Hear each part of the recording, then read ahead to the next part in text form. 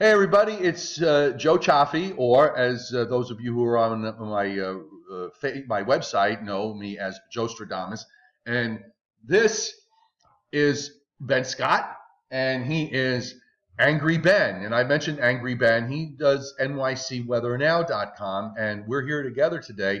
So I thought we'd do this a little differently. Ben and I are going to kind of do tag team weather here, and we'll show you. We'll go through some of the models, and we'll see what's going to happen. For those of you who asked on my prior post, Kovu the cat is not here at the moment because I'm with Angry Ben and not at my house. So the cat will not be making an appearance on this video. I'll check with his agent to see if he's going to make appearances and others. And your dog is not going to make an appearance because he's old and he's sleeping. Yes, so that's his off time. Okay, so by the way, just real quick off the top, welcome to my YouTube channel. If you're new to the YouTube channel, hit the little subscribe button and subscribe to my YouTube channel. It's absolutely free and always will be. Okay, and it helps both of us out if you do that. And you'll get notifications when new videos go up. To all of you who come here on a regular basis, welcome back, and we'd love to hear your opinions on the video. And please, by all means, leave your comments and questions. I try to get back to them as quickly as I can, and I will do that. And Angry Ben will help me with this too as we go through the day and look at what's happening. Got the new GFS model, Ben, and we've got this setup here. First of all, we have tomorrow's weather system that's coming through, which is really a non-event. That's just it's just going to be cloudy and cool out. You're going to feel snow in the air, but there's no snow. Right. You get that icy feel in the air, but that's about it. Right. Temperatures will moderate a little bit. We're kind of cold today in the Northeast, but the bigger system is this storm that's heading up to the Great Lakes. One of the things I've noticed, we were talking a few days ago, my skepticism about the depth of the storm, and then you saw what the models were doing the last couple of days, where it kind of made this deep storm up in the Great Lakes. But even today, I mean, the pressure on the model is higher than what it was. Instead of having something in the 970s, now we have something in the 990s. And I think this is typical of the way we've been for a while, where models have been really overzealous in developing these storms, and they don't seem to get to that point. Yeah, and for those that remember December, this is a similar path to all of these systems that took in December. And you're going to see along the coast, you're going to see a real wind maker, with the southwest winds ahead of the cold front. Yeah, and especially with the full moon coming up, you might even see a little bit of. There might be tidal issues for southern New England and Long Island, probably not for New Jersey with the southwest wind. And by the way, with regards to any kind of mixing issue, I really don't see it here. Everything doesn't come in fast enough. There's not enough cold air. I mean, there'll be some decent snows up in central and northern New England, but I don't see any issues here. Also, because I've got video viewers from Michigan, and they're always, asking. So we were kind of paying a little more attention to this for that area. It looks like at least the first band of snow will be there for the Upper Peninsula, and then a little bit of backside for the and some lake effect. But with the way the low is tracking, and being that it's not as deep on today's runs, and the other models also show it to be not as deep, the lake effect is not as pronounced. Everything just kind of rolls along. And we get some rain with that, but I don't think it's going to be anything unusual. We'll get some wind with that, maybe some gusty winds for a number of hours on Wednesday, on Tuesday night into Wednesday. But the cold front's already, just about through. Yeah. And one thing with the lake effect, this time of year it normally shuts down because the lakes are normally frozen over, but except you don't have that. Right, and we haven't had that cold of a winter. So actually, for Ontario. Lake Ontario and Lake Erie, the lakes are unfrozen, and they've had a wicked lake effect event the last couple of days in upstate New York. Yeah, it doesn't take much to set it off. No, I have friends up in Watertown, Pulaski, in upstate New York, and they've measured it in several feet or more from this. By the way, for those of you in the West, that system that's going to be this storm in the east is coming into the Northwest, and you can see, there's snows on the GFS model. Up through Washington, Oregon, and Northern Rockies. So you're getting another shot. There's more rain for California, so that's great for them. And then after this is done, I mean, I really don't see too much happening, going into next weekend. There's a couple of clipper systems coming down, but I really don't see too much going on. Yeah, it's pretty quiet, and I still don't see the warm air that some other people are talking about. I think that it's going to be more system related if we find ourselves in the warm sector of a system, but I still see unseasonably or seasonably cold air coming down. All right, so let's give everybody the upper air because I know they love to look at the jet stream. So I'm going to give you the wide view, and we can get into this just a little bit. Let me just pull up a different region. Where's my mouse? There we go. So I will pull this up. You know, a lot of my folks, they see the jet stream map. The gears are turning in the upper atmosphere, and when you look, now we're going to.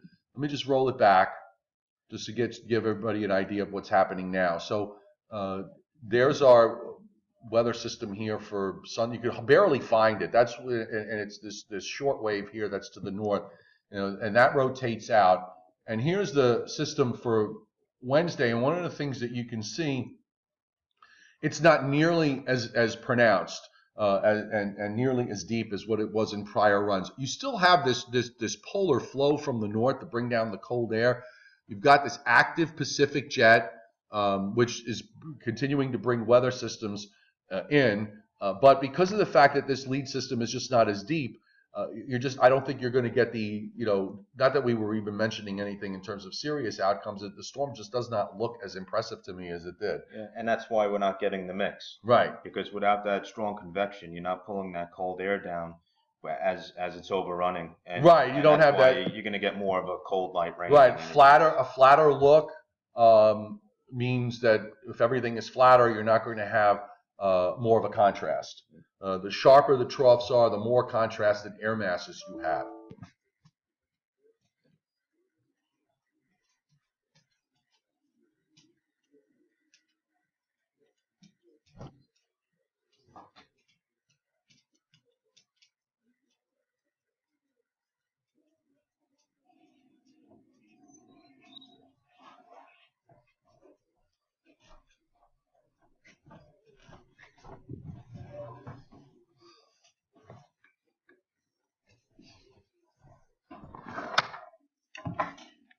Right.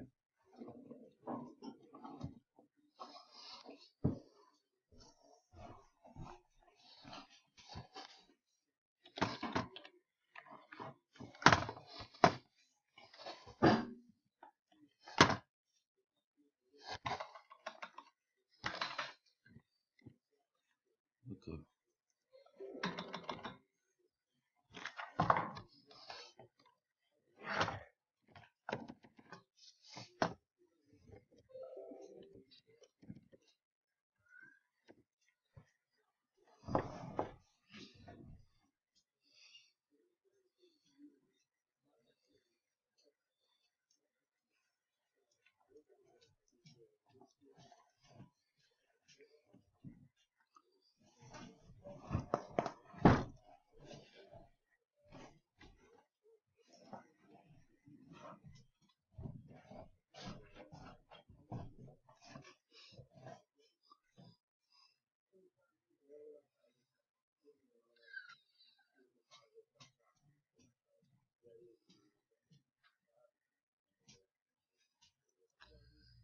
Hey everybody, it's Joe Chaffee.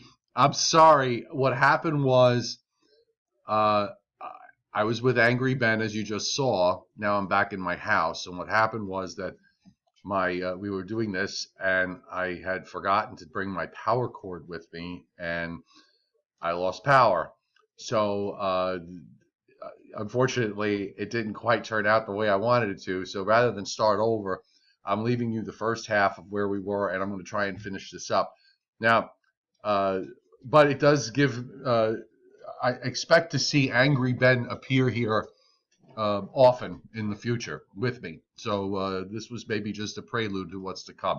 Okay, let's look at the longer term, as everything seems to be is reloading here at the moment. I just want to say, Angry Ben's is a really great guy. I've known him for a while. He works side by side with me on one of my websites, nycweathernow.com, and you can check out his posts. We've got let me just go back. I want to go back to the prior run of the GFS. We're going to want to finish up the upper air here because, one of the things, when you look at this, it does not bode too well for wintertime weather the way it is. The way the upper flow is set up is okay, but it's not that cold, and that means that we're just going to get borderline cold air with some of these cold air masses that come down after whatever happens with the first system for the middle of this week for Tuesday, Wednesday. There'll be a cold shot for Thursday, Friday into Saturday, and then after that, it does seem on this run to me, especially as we get late in the period, that it wants to warm to some degree. Now, it does have a transient look to it. It doesn't have a look to me like it. I almost hate to say this because I know that once I say it, it's going to wind up being a pattern that we're going to go into for a couple of weeks. A lot of